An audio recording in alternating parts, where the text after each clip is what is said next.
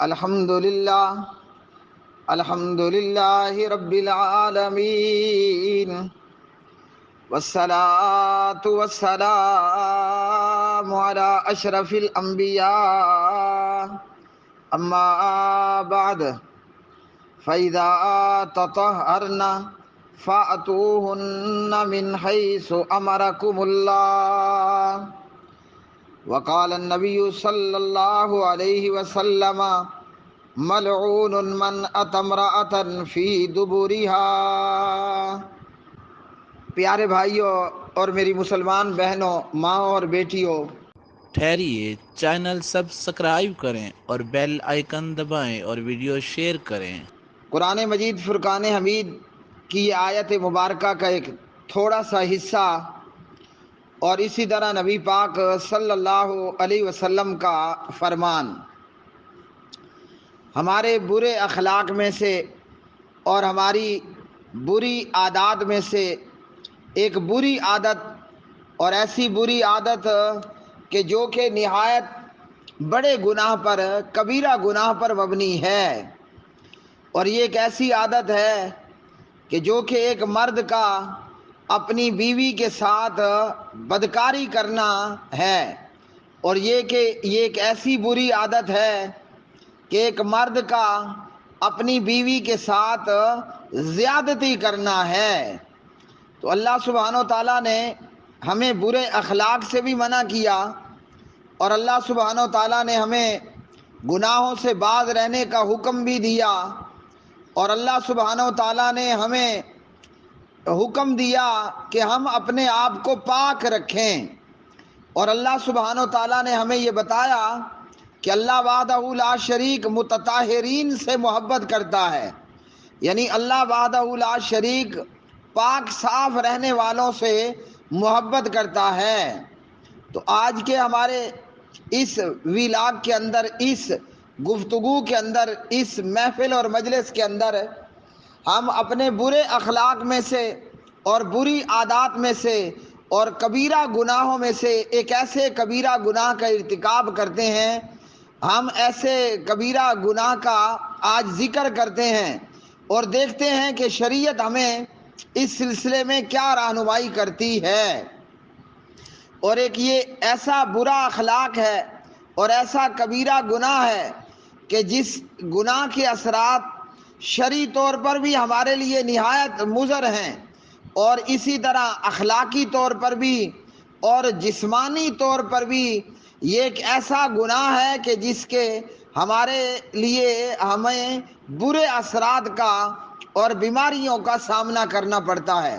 ویسے بھی برا اخلاق اور گناہ کے کام آدمی کی شخصیت کو اور ایمان کو اور شرم و حیا کو جہاں مجروح کرتے ہیں، وہیں ہمیں جسمانی طور پر بھی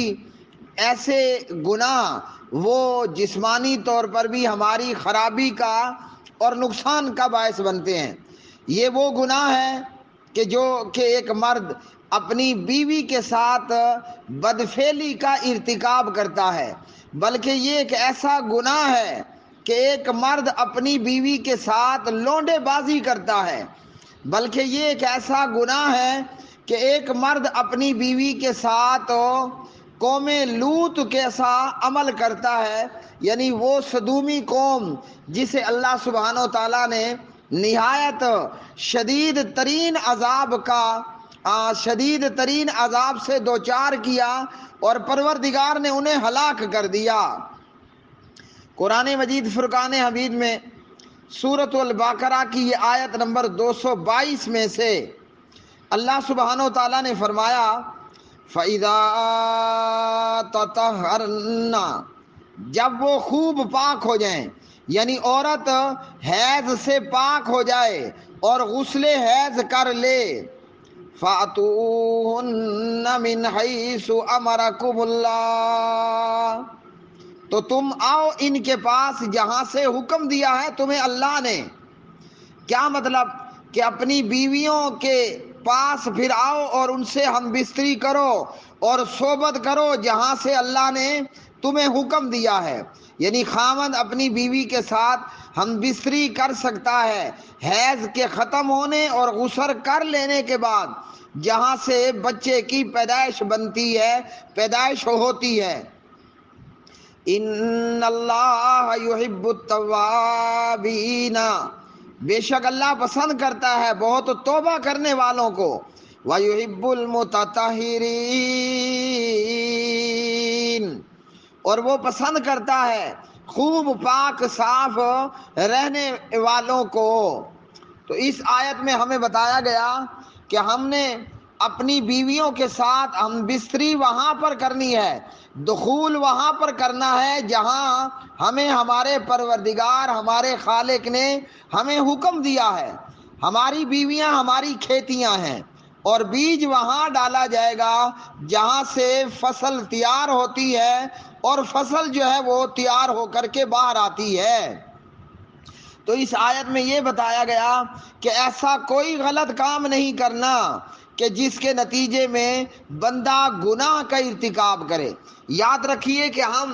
کلمہ پڑھنے کے بعد اس دنیا کے اندر قیدی ہیں، اور ہم اپنی مرضی سے زندگی نہیں گزار سکتے۔ ہماری بیوی ہماری منقوہ ہے، مگر اپنی منمانی اپنی منقوہ اور اپنی بیوی کے ساتھ بھی نہیں کی جا سکتی۔ حضرت ابو ہریرہ رضی اللہ تعالی عنہ راوی ہیں، سنن نبی داود کے اندر 2162 نمبر کی حسن درجے کی روایت، اور یہی روایت سنن ابن ماجہ کتاب النکاح میں حدیث نمبر 1923 نمبر کے اوپر